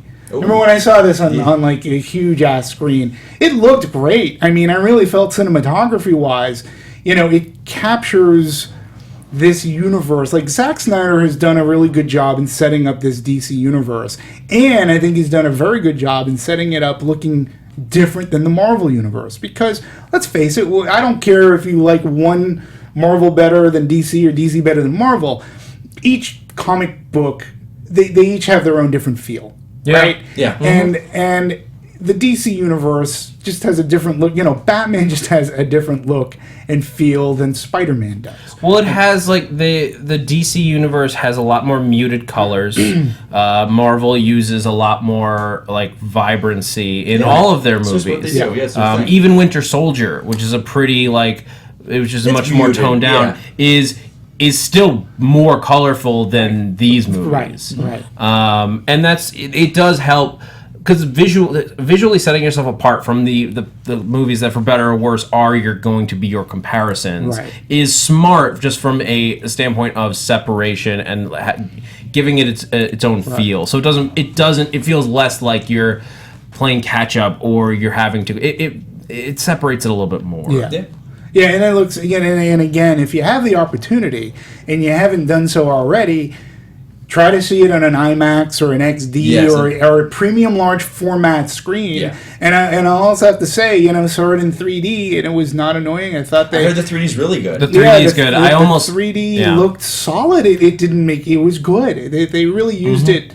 They used it to good effect. I almost always see movies in 3D. I'm a huge proponent of 3D. You and I both. It just it gives it to me. It's the same thing as when we added color in the physics. I don't disagree. It's adding a new dimension that filmmakers can use to give you a certain sense of perspective in the movie. It just like depth of field. If you use it right, you can use it artistically to make it feel. You can feel distance. So you can like let's just use this example. If Superman's flying at you, I'm not saying this happened in a specific moment, but if Superman's flying at you from a long distance away, it can feel long as opposed to that he's right there. Gotcha. In this movie, I think did use the 3D well. Yeah, I agree, and I've talked about 3D a lot. There was a time when there was just too much 3D, and then I always give props and credit. James Cameron finally showed that you can make a 3-hour movie in 3D, make it look fantastic, and if you take the time to do it right, it's going to look amazing. And since then, if you've noticed, there still can be a lot of 3D out there, but not as much as there used to be. And you use it if you use it for the right movie, like this or a Zootopia even, 3D really works. I saw Zootopia in 3D and I used it well. Beautiful, right? You say there's less. I feel like my wallet thinks there's just all movies are in 3D. I think if it's shot in IMAX or 3D, it's good. When they do the post-conversion stuff. Well, that's actually. But I heard Batman Superman is post-conversion. Yeah, that's the thing that a lot of people make. The mistake a lot of people make is it actually post-conversion can actually be better than shooting native because it gives you more freedom to control it. The difference is early on when people were doing post-conversion, they were putting no money into it. It is a time-consuming process. Wrath of Titans or whichever was the first. Because I have friends that work in 3D and they have worked on these movies, like these level. I won't say exactly which, but like these big studio movies in 3D, and like it's just they do it in post conversion because it's just time. You have to put the amount of money and time into it to make it good. It's why like Jurassic Park in 3D worked. It looked pretty good, It did. especially considering it was from 1994. It did. It was just because they took the time to make it work, and it's a long, expensive process. Yeah, no, and again, because 3D before it was just looked, and what it became was a cash grab. Yes, it was that's let's the thing. make That's more. why You it's know, like, yeah, 'cause they oh, saw we could run $10 more a ticket. Yeah, Like, we can sell $10 more a ticket. Right. And now at least, and again, I credit people like, James Cameron taking the march, taking the lead in that march, saying, look, you got to take your time, you got to do it right. Right. People aren't going to walk out of the theater with headaches and throwing up. So Right, yeah, it that's looked the really thing. good. So from cinematography, we talked about 3D. We say go 3D. The editing of this movie is very interesting to me because That's where... yeah, and again, it just goes back to the biting off more than we can chew. Number one, they have an R-rated version of this movie that they're going to be releasing on Blu-ray. So we know going in, and I'm sort of kind of thinking, this only happened because of Deadpool. I'm sort of kind of thinking... See, I disagree. I have a you? big disagreement on this one. Because I'm thinking that Warner Brothers is like, well, look what Deadpool did. Oh, geez, do we have R-rated material that we can... I will say, because for a while now, this movie's been done for a year now. Right. It was supposed to come out last summer. This film's been done, locked. They knew what they had. Right. They said, and people are, why are they doing a 3-hour movie, Mike? Why didn't this and that? I get a lot of that on Twitter, and I say, because you have to understand, theaters are in the business to make money. Yeah. If you've got a 3-hour film, you can only show that X amount of times a day. If you've got a 2-hour, half-hour film, you probably can fit in one extra showing. Yeah, That's but that thousands of dollars. That sort of kind of goes out the window with the multiplexes, though. I mean, But- because when you can show a movie on a bazillion screens, when you can have let's say a 10-plex, Right. and 6 of those screens are Batman, Right. Superman, like that sort of negates the. It sort of Okay. negates the. But you it's still true for opening weekend, where basically every theater is playing Right. this. And when you're in a world where the numbers on opening weekend are so influential on how the movie's going to do long term, because people look at those numbers as evidence of whether they should see it or not. And yeah, the R-rated It's worth it to have those extra There's screens. there's going to be some extra. There's definitely extra scenes, extra Right. characters, a little more violence. But we got to look at. They did this with Watchmen for him. Right. They gave him the director's cut, saying, "Okay." They probably said, But you cut this Watchmen was movie- already rated R. Yeah, but Watchmen was a very the rated R final movie. film is it's like a 3.5-hour Yeah, I film. agree. And they also did it with the Lord of the Rings films. Yeah. Those are all R-rated cuts. It didn't make it really an R-rated film. Sure. But I mean, are they But then there's a difference though, because they're not presenting it as this is the director's cut. They're presenting it as this is the R-rated cut, and maybe Right. that's just like how it leaked out. I think they're calling it the Ultimate Edition. Right. Okay. It's not a director's cut. I just pre-ordered it today, by the way, And on that's a huge- Amazon with that's my a huge- Batman the statue, figurine. yes. I got the Batman one. What did you get? Batman, come on Okay, now. okay. Come I'm on just now. saying. That's a huge distinction too, because ultimate cut versus director's cut just makes me think of Gladiator extended edition that opens with Ridley Scott staring at the camera saying, "This is not a director's cut. They made me do this so that they could get extra money for a new release." I think this is a Zack Snyder going, all right, guys, I'll get your movie down to the time you want. Give me a full cut. And, I think it's great. I think the movie suffered. I think I would have loved to have seen this cut in version the theaters. As much now, it's kind of interesting with Deadpool, R-rated films are making money. But this would have cut a lot of box office if they went R-rated instead of PG-13. These are superhero films. And it's Yeah. not You know, Deadpool. It has the yeah. names Batman, Superman. I Right. get why you don't want to do that. Yeah, and don't go R. It's just not right. For your term with the Deadpool thing, I think absolutely them going, oh, we got to fast-track Lobo. That's a Deadpool reaction. It could be, but That's the announcement just came from me, anyways. And call it the cynic in me with Hollywood executives and such.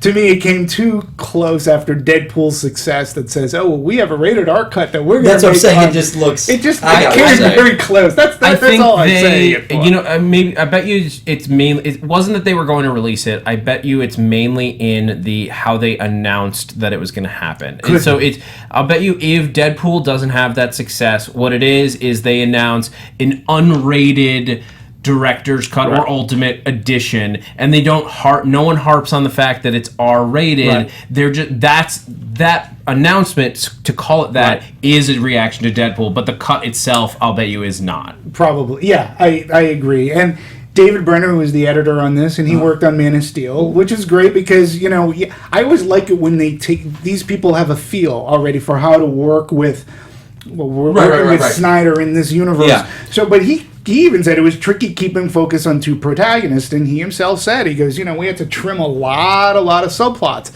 Wow, there were other subplots? Apparently, Yeah, yeah. And Jenna Malone's character, that's completely gone. Yeah. But that was just an appearance, right? No, she's got scenes. Oh, multiple scenes? I'll say this right now. I believe she's in the nightmare scene. Because there's a scene where Bruce grabs someone and is pulling a girl. I heard that, like, there's on the IMAX version, you could actually see more of her. I think that's her and then character. you can see that it was her, which is just funny. But Jimmy Olsen? She was cut out by framing. Jimmy Olsen, Mercy Graves, I think, has a bit bigger part. The fact that was Jimmy Olsen and they didn't even tell us in the movie is shocking. Not that I can't defend, I can't stick up for his, and what he said about it was just like, it's Jimmy Olsen, we weren't going to use him in future films, so I can't defend that either. Zach, you're on your own on that one, buddy. I'm sorry, you don't kill. Zach, Jimmy Olsen is to Superman what Commissioner Gordon is to Batman. But he's integral. But they didn't, like, they did that, and, like, whether you're going to kill him or not, they didn't even acknowledge that it was him. Well, that's the thing, because I think the reason he is acknowledging is because he goes, he's in the director's cut, he introduces himself as Jimmy Olsen doing it. So I was like, if they were never doing a director's cut, he could have got going, in my head, that was Jimmy Olsen. But no, to you fans, we're getting Jimmy Olsen. Yeah. This cut's coming out, he's going to go, that's a Jimmy Olsen. He's got to own up to it. He's publicly said, like, he's like, that's Jimmy. I can't stick up for that. No, I don't either. And again, I think that's why, like, Warner Brothers like Zack Snyder, because Warner Brothers doesn't have to take the hit for that. Yeah, you know what I'm saying? They're gonna leave him as the auteur, and he's happy to play the role because he doesn't care, and neither does Warner Brothers. You want to know why? Because the movie's freaking making money. Someone sent me the best gift. It was a picture of Zack Snyder like this, and he's like, all the people butthurt. He's got like thousands of dollars. He's just going, oh, it's hot in here. Right. So at the end of the day, care. But editing this movie, I'm sure he cares. No, he wants everyone to love his film. They spent. This is why I'll say this real quick. People yelling and they want him off and this and that. It's like, guys, they spent 3 years of their lives making this. They were going, F the fans. We're going to make whatever we want. They wanted to make a great film, which they thought they were, and to us fans, they did. To you guys that don't like it, they didn't. It didn't hit the mark for you. They weren't trying to screw anyone over. Right. But according, it's interesting, you mentioned something. We'll talk a little box office here. Fandango has just recently reported that a lot of this week's going into midweeks, a lot of them are people seeing it multiple times. Yes. They're finding out, which is very interesting. That's the thing. It's like more and more people. You talk about box office yet? Yeah, we can talk. I want to talk a little bit box office, and before we get into that, I will say the one thing that did annoy me on this, and people are going to find this surprising, coming from me, I was not a fan of the score. Oh, we're gonna throw down to this one. I love it. I was just listening to it in the car. Like, just because I know we got to move forward, I'll say one thing on the score. Wonder Woman's score was amazing. I can't wait to have that for an entire movie. I'm pretty sure that was Junkie XL in that part. It just sounded like that. Yeah. I love this score. I loved it so much I bought the vinyl 3 years ago when it was the soundtrack of Man of Steel. Well, it's a sequel. You've got to have that in there. The callbacks, and Batman's got his theme in there, the Do You Bleed track, I think it's track 7. The scene where he's charging in the Batmobile, it just gets my blood going. I don't know. See, with me, the collaboration of Hans Zimmer and Junkie XL, to me, it seemed more Mad Max. It seemed out of place in many scenes. Okay. There was a scene where Bruce Wayne or Batman's walking down a hallway, and the music to me just did not represent. This is a hero. Like I don't There's know. certain throwbacks. It's almost a Junkie XL version of the Batman animated series themes in there a little bit, where I can hear it played through his musical filter, and I'm like, oh, that's a callback to that. I love it, and I love the Man of Steel score, the Man of Steel soundtrack. No, you can't beat John Williams for Superman, but this guy gave it a run for its money. I play that record all the time. It's a great score. It's a good score. It was just like the only 2 times the score jumped out at me was Wonder Woman, and like when I was like, I'm very, very familiar with that track. Yeah, no, I liked the Man of Steel score. So let's talk a little bit about box office, because in the end, that's what counts in this town. Dollars, baby. $209 million thus far.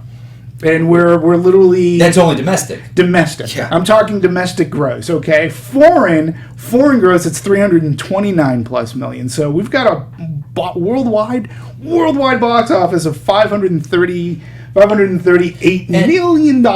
One thing I couldn't stand, you see people posting and throwing it up on my wall, and, biggest drop from Friday to Sunday. It's like, there's a little known holiday on Sunday that families don't go to a movie like this on. Yeah, but that's factored into estimates and everything. But I'm going to say this because, something else is very, that they don't account for is Friday's gross also includes your Thursday night previews, which can start around 7 o'clock. Yeah. So your Friday gross is inflated. The other point that I'm going to make about what that person said to you is the Easter weekend is notoriously not the best weekend to release a movie. I mean, I was working at Lionsgate and we released this little movie called The Punisher.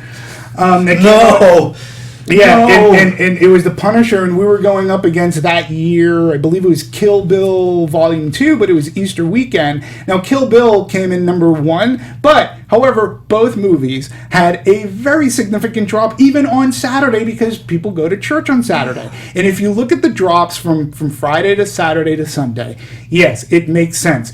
Where Batman Superman overcame it is they had such a huge Friday, such a huge Thursday night going into Friday night, which propelled it. Their midweeks, that's why those people aren't talking about their midweek gross. They're Monday, Tuesday, Wednesday, they're still putting in 23, 25 million. People are going to me, they feel like they have to attack me. Like, I don't work for Warner Brothers. I tell you, I don't. But they're sitting there and they're going, big deal. It has a record on Monday and Tuesday. I go, it beat Hunger Games. It beat Fast 7 in these numbers on a Monday and Tuesday. Right. That's ridiculous. And the reviews came out last Tuesday. If word of mouth was hurting the movie, these numbers would have been dropped off from the beginning. Right. And it's still breaking numbers. The only thing I disagree with on that is that it would have affected its Friday numbers, because for the people seeing it on Thursday and Friday were the people who were always going to see it, because they're the ones like all of us, who could, I saw it Thursday night, as soon as I could get out of work. It was only partially because I had to engineer DC movie news the next day. I was gonna see it on Friday at the very latest, but those people were there regardless. It was the people who were unsure that may have caused that slide in the estimates. But look, this movie's going to do massive box office. Right. We'll only be able to see over the next few weeks if the reviews actually had an effect. And I sit corrected. Because rewatches, I think, is where it might suffer. Right, but I'm sitting corrected because let's say Friday, 81 million. Again, you got to factor in whatever it did on Thursday. 50 million on Saturday, 33 on Sunday. Makes sense. 15 million on a Monday night or Monday. Okay. 12 million on a Tuesday. It did 8 on Wednesday. Thursday, they're saying 7. It's gotten domestically up to 209 million. I know that a lot of the prognosticators didn't have this making globally $1 billion, but they're thinking that it could potentially hit $1 billion. That's what I said. We were talking estimates, and I am a terrible guy for box office, but I was like, I don't think it'll do $1 billion. But I didn't think it would do these numbers. Yeah, and it cost $250 to make. Right. Not including marketing. Marketing, they're saying it's around 4. Yeah. But it made 400 million. 400. I was like, 4 million? 400 million. Total package, marketing, and production. Yeah. It's made its money back. It's a success. Yeah, no, it's a success. And marketing-wise, you have some issues with marketing. I thought that they sort of hit the right notes for the masses. It was always going to get its money back. I think it may get to $1 billion. I don't think it will, just because I think you're going to see less return viewers than other billion-dollar movies like Star Wars. I'll just say this: marketing. They had a poster for Aquaman. They had action figures for Aquaman. Mm-hmm. It was giving the perception to the audience that this was going to be Flash, Cyborg, Aquaman, all of them joining together to fight, and that's where everyone's going, too much, trying to be Marvel. Right. It didn't do any of that. I kept waiting. It's like, where are the Justice League showing up? Right. Because it was marketed that way. I think it set it up perfectly, the dawn of Justice. Right, yeah. And they marketed it wrong. And if we never got that if they never showed Wonder Woman in action, they showed Diana, if they did, and never showed Doomsday, imagine how that theater would have reacted. It would have both been of those moments. So different. That one trailer that they did, when was it, like October-ish? Right. If whoever decided to do that trailer hurt this film. I think Kevin Smith said it just right when he was saying like because in his review he talked about this, every scene of this movie is represented at least once in the promotional materials, right? And that's exactly where they went wrong. Have faith in your film.